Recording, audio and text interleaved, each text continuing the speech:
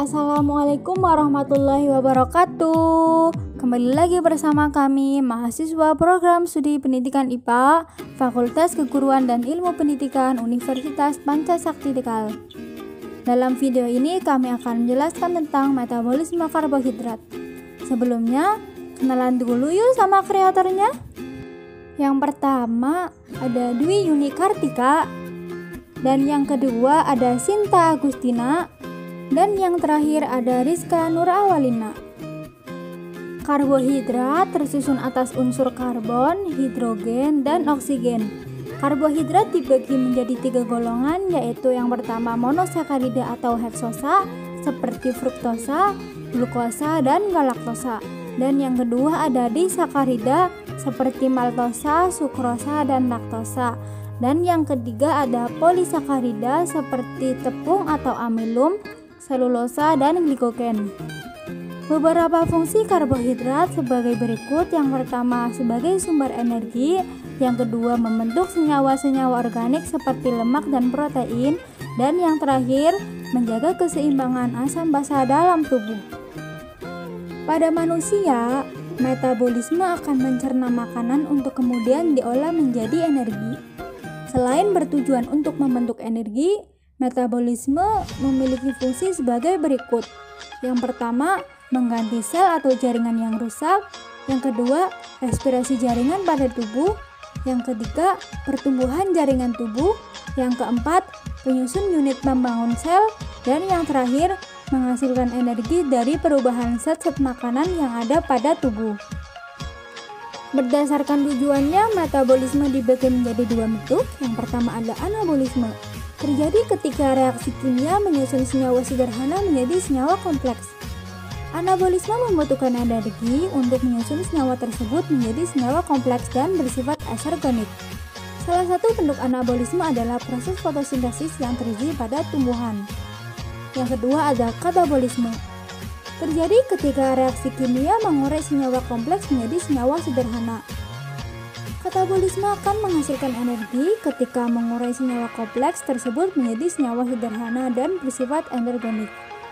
Salah satu bentuk katabolisme adalah proses respirasi pada makhluk hidup. Ada 3 jalur metabolisme. Yang pertama katabolik, merupakan proses oksidasi yang melepas energi bebas, biasanya dalam bentuk fosfat energi tinggi, seperti rantai respirasi dan fosforilasi oksidatif. Dan yang kedua ada anabolik, merupakan lintasan yang digunakan pada sintesis senyawa pembentuk struktur dan mesin tubuh. Dan yang ketiga ada amfibolik, yaitu memiliki lebih dari satu fungsi dan terdapat pada persimpangan metabolisme, sehingga bekerja sebagai penghubung antara katabolik dan anabolik. Jadi, apa itu metabolisme? Yang pertama ada pencernaan, merupakan proses pemecahan makanan dari bentuk kompleks menjadi bentuk sederhana, seperti anabolisme dan katabolisme. Nah, ada juga karbohidrat, yang merupakan polisakarida diubah menjadi monosakarida, seperti galaktosa, fruktosa, dan glukosa. Dan ada metabolisme karbohidrat, yaitu pemecah makanan dalam bentuk polisakarida ke bentuk monosakarida. Berikut merupakan proses metabolisme karbohidrat. Yang pertama ada glikolisis, yang kedua ada glikogenesis, yang ketiga ada siklus Krebs, dan yang keempat ada fosforilasi oksidasi. Glikolisis, proses pemecahan heksosa 6C menjadi senyawa 3C atau 2C dan menghasilkan ATP. Glikolisis terjadi di dalam sitosol. Tipe glikolisis yang paling umum dan paling terkenal adalah Embden-Meyerhof pathway yang ditemukan oleh Gustav Embden dan Otto Meyerhof. Glikolisis adalah oksidasi glukosa menjadi energi atau ATP, dibagi menjadi 2. Yang pertama aerob atau asam pirufat, yang kedua anaerob atau asam laktat. Pada keadaan aerob, hasil akhirnya asam pirufat masuk ke dalam mitokondria, menuju ke asetil CoA, selanjutnya ke siklus Krebs menjadi ATP plus CO2 plus H2O. Glikolisis terbagi menjadi dua bagian. Pertama, meliputi tahap reaksi enzim yang memerlukan ATP, yaitu tahap reaksi dari glukosa sampai pembentukan fruktosa 6-fosfat yang menggunakan 2 molekul ATP tiap 1 molekul glukosa yang dioksidasi. Kedua, meliputi tahap reaksi yang menghasilkan energi atau ATP dan NADH, yaitu gliseraldehid 3-fosfat sampai dengan pirufat. Nasi pirufat. Pirufat dapat mengalami proses yang pertama aerobik atau ada oksigen. Pirufat dioksidasi untuk menghasilkan CO2 dan H2O melalui daur Krebs.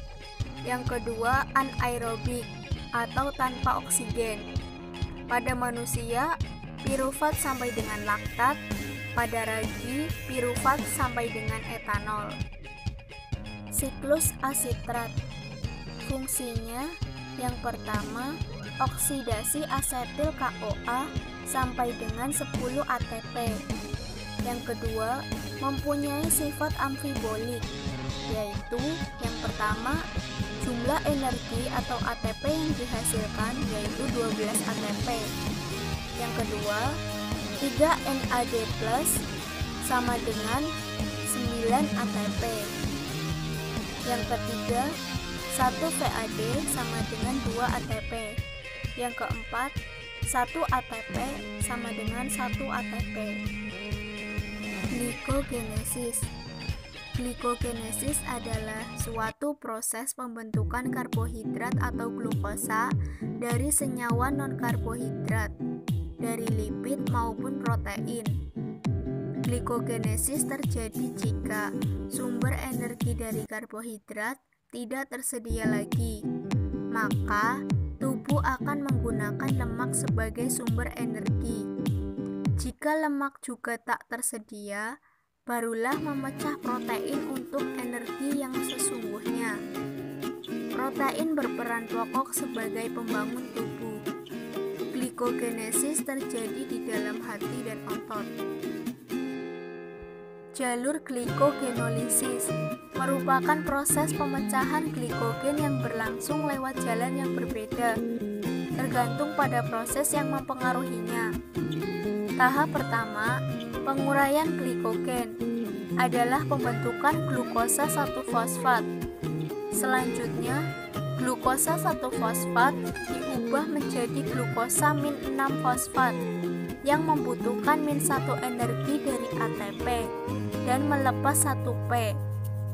Jika glukosa -6-fosfat mendapat tambahan 1P, menjadi fruktosa -6-fosfat, kemudian menjadi fruktosa 1,6-fosfat yang membutuhkan -1 energi dari ATP yang melepas 1P. Jadi, untuk mengubah glukosa menjadi fruktosa 1,6-fosfat, energi yang dibutuhkan sebanyak -2 ATP. Selanjutnya, fruktosa 1,6-fosfat sampai dengan glikolisis kontinu. Pengaturan metabolisme glikogen, yaitu ada 3 hormon. Yang pertama, hormon epinefrin atau adrenalin. Hormon yang kedua ada hormon glukagon. Hormon yang ketiga ada hormon insulin. Hormon glukagon mempunyai beberapa fungsi. 1. Terutama bekerja pada hepar. 2. Diproduksi pada alfa sel pulau-pulau Langerhans pankreas. 3. Menstimulasi glikogenolisis. Yang keempat, menginhibisi glikogenesis. Yang kelima, glukagon juga menghambat glikolisis dan menstimulasi gluconeogenesis. Hormon epinefrin yang pertama bekerja terutama pada otot rangka. 2. Menstimulasi glikogenolisis. 3. Menginhibisi glikogenesis. Glukagon dan epinefrin menstimulasi jalur intraselular dengan cara meningkatkan kadar SEM, kinase fosforilase atau aktif yang terbentuk akan menginaktifkan glikogen sintase. Yang keempat, pembentukan glukosa dari bahan bukan karbohidrat. Yang kelima, pada mamalia terutama terjadi di hati dan ginjal. Yang terakhir, substrat. 1. Asam laktat dari otot dan eritrosit. Yang kedua, gliserol dari hidrolisis triasilgliserol dalam jaringan lemak atau adiposa. 3. Asam amino glukogenik. 4. Asam propionat pada ruminansia. Selanjutnya, enzim gluconeogenesis terdiri dari 4 enzim. Yang pertama, terdapat pada mitokondria, yaitu pirufat karbosilase, dan yang kedua, terdapat pada sitoplasma. Yang pertama, fosfonilpirufat karboksilase, yang kedua, fruktosa 1,6 bifosfatase, dan yang ketiga, glukosa 6 fosfatase. HMP zone atau hexosom monofosfat zone bisa disebut juga dengan pentose phosphate pathway yang merupakan jalan lain untuk oksidasi glukosa, tidak bertujuan menghasilkan energi atau ATP, aktif dalam hati, jaringan lemak, kelenjar korteks adrenal, kelenjar tiroid, eritrosit, dan kelenjar mamae atau laktasi. Fungsi utama jalur ini adalah untuk menghasilkan NADPH, yaitu dengan mereduksi NADP+. NADPH dibutuhkan untuk proses anabolik di luar mitokondria, seperti sintesis asam lemak dan steroid. Fungsi yang lain adalah untuk menghasilkan ribosa 5-fosfat untuk sintesis nukleotida dan asam nukleat. HMP zone terdiri dari 2 fase. Fase pertama, oksidatif atau irreversibel, yaitu glukosa 6-fosfat menjadi ribosa 5-fosfat, dan yang kedua, dan oksidatif atau reversibel, yaitu ribosa 5-fosfat menjadi ribosa 5-fosfat. Glukosa darah. Glukosa dapat dipakai oleh semua jaringan tubuh yang disimpan dalam hati dan otot, yaitu glukogen, dan jaringan lemak, yaitu triasilgliserol atau TG. Sumber dari glukosa darah terdiri dari 3 macam sumber. Yang pertama, karbohidrat makanan. Yang kedua, glikogenolisis hepar, dan yang ketiga, gluconeogenesis. Hormon yang mengatur glukosa darah ada 3 hormon. Yang pertama, insulin.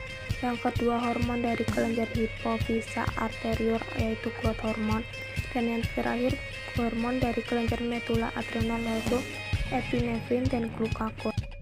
Siklus Cori, Card-Cor, dan Gerty-Cori adalah siklus energi yang dibentuk antara lintasan yang menghasilkan 3 senyawa, yaitu asam laktat, asam pirufat, dan alanina dengan lintasan gluconeogenesis. Siklus Krebs. Siklus Krebs merupakan rangkaian reaksi yang menyebabkan katabolisme asetil CoA dengan membebaskan sejumlah ekuivalen hidrogen yang pada oksidasi akan menyebabkan pelepasan dan penangkapan sebagai besar energi yang tersedia dari bahan bakar jaringan dalam bentuk ATP. Tempatnya di mitokondria. Residu dari asetil ini berada dalam bentuk asetil CoA, yaitu CH3COCoA asetat aktif, suatu ester koenzim A. Siklus Krebs memiliki beberapa enzim. Enzim pada siklus Krebs yang pertama sitrat sintase, yang kedua azonitase, yang ketiga isosiklat dehidrogenase, yang keempat ketoglutarat dehidrogenase, yang kelima suksinilkinase, yang keenam suksinat hidrogenase, yang ketujuh fumarase, yang ke-8 malah dehidrogenase. Prosesnya yaitu asetil CoA ditambah asetil oksalat asetat menjadi asam sitrat, kemudian terjadi serangkaian reaksi yang menghasilkan 3 NADH, FADH, GTP, CO2, dan H2O dari satu asetil CoA. Simpulan dari materi metabolisme karbohidrat yaitu karbohidrat tersusun atas unsur karbon, hidrogen, dan oksigen. Karbohidrat dibagi menjadi 3 golongan, yaitu polisakarida, monosakarida, dan disakarida. Metabolisme dibagi menjadi 2 bentuk, yaitu anabolisme dan katabolisme dengan 3 jalur, yaitu katabolik, anabolik, dan amfibolik. Metabolisme karbohidrat merupakan pemecahan makanan dalam bentuk polisakarida ke bentuk monosakarida. Terdapat 4 proses metabolisme. Yang pertama, glikolisis. Yang kedua, glikogenesis. Yang ketiga, siklus Krebs. Dan yang terakhir, fosforilasi oksidasi. Disebut referensi yang kelompok kami pakai untuk membuat repeten metabolisme. Terima kasih. Sekian dari kelompok kami. Kurang lebihnya mohon maaf. Wabillahi taufiq wal hidayah. Assalamualaikum warahmatullahi wabarakatuh.